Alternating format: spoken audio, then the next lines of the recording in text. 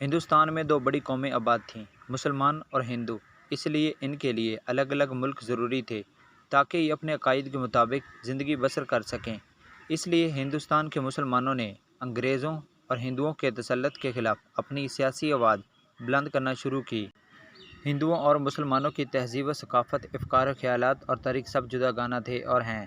اس لیے ہندوستان میں رہنے والے مسلمانوں کے لیے الگ وطن کی ضرورت تھی جہاں وہ اپنے مذہبی عقائد کے حساب سے آزادی سے رہ سکتے۔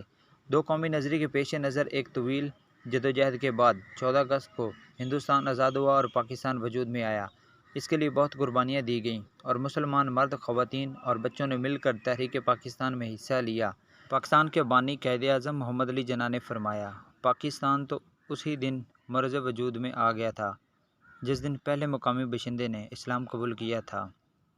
ہندوستان میں دو بڑی قومیں آباد تھیں، مسلمان اور ہندو، اس لیے ان کے لیے الگ الگ ملک ضروری تھے تاکہ یہ اپنے عقائد کے مطابق زندگی بسر کر سکیں۔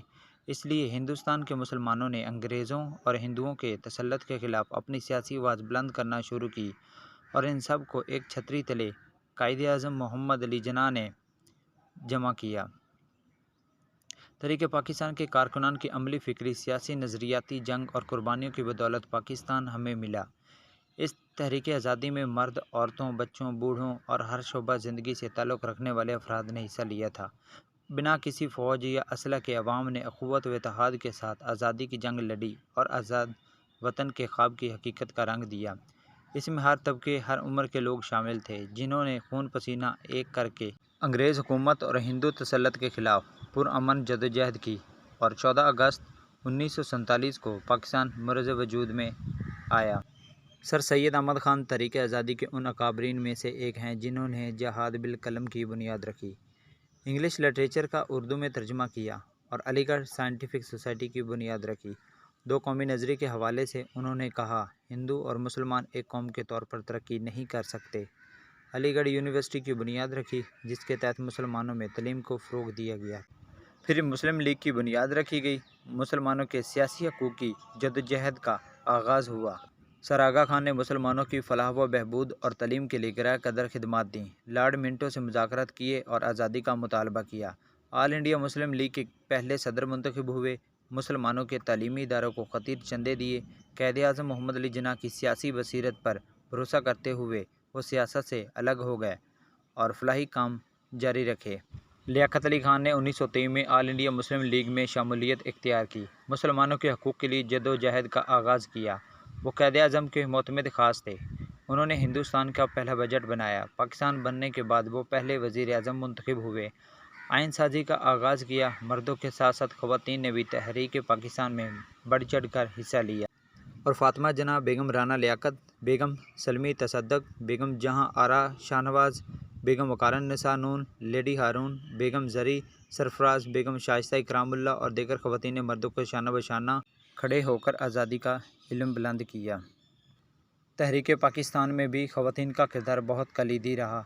فاطمہ جناح جو بانی پاکستان قائد اعظم محمد علی جناح کی بہن تھیں، وہ اپنے بھائی کی معاون تھیں۔ ان کی وجہ سے دیگر خواتین بھی اس جانب راغب ہوئیں اور ہندوستان کی خواتین نے مردوں کے شانہ بشانہ پاکستان بنانے میں حصہ لیا۔ علامہ اقبال عظیم شاعر و مفکر جنہوں نے اپنی شاعری سے مسلمانوں کو نئی جلا بخشی، اسرار خودی، رموز بے خودی، پیام مشرق، بانگ درا، ضرب کلیم، ارمغان حجاز اور جاوید نامہ نے مسلمانوں کی فکری آبیاری کی۔ 30 دسمبر کو الہ آباد میں خطاب کرتے ہوئے انہوں نے کہا، ہندوستان مختلف اقوام کا ملک ہے جن کی نسل، زبان، مذہب سب ایک دوسرے سے الگ ہیں۔ مجھے نظر آ رہا ہے شمالی مغربی ہندوستان کے مسلمان ایک منظم اسلامی ریاست قائم کر لیں گے۔ علامہ اقبال کے خواب کی تعبیر قائد اعظم محمد علی جناح اور کارکنان تحریک پاکستان نے پوری کی۔ قائد اعظم محمد علی جناح بانی پاکستان نے اپنی پوری زندگی برِ صغیر کے مسلمانوں کے لیے وقف کر دی۔ 1928 میں 14 نکات پیش کیے، پہلی گول میز کانفرنس میں مسلمانوں کی مؤثر نمائندگی کی۔ 1934 سے مسلم لیگ کے پلیٹ فارم سے بھرپور مہم کا آغاز کیا اور مسلم لیگ مسلمانوں کی سب سے بڑی جماعت بن گئی۔ 18 جولائی 1947 کو آزادی ہند کا قانون نافذ ہوا۔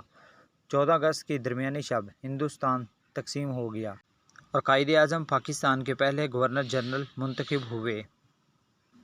تحریک پاکستان کے کارکنان اور اکابرین کی وجہ سے ہمیں آزادی جیسی نعمت ملی، ہمیں اس کی قدر کرنی چاہیے۔ لوگوں نے اپنی زندگیاں اور جانیں اس وطن عزیز کے لیے قربان کر دیں۔ 14 اگست کو ان تمام اکابرین اور کارکنان کے لیے خصوصی دعا کریں۔ پاکستان زندہ باد۔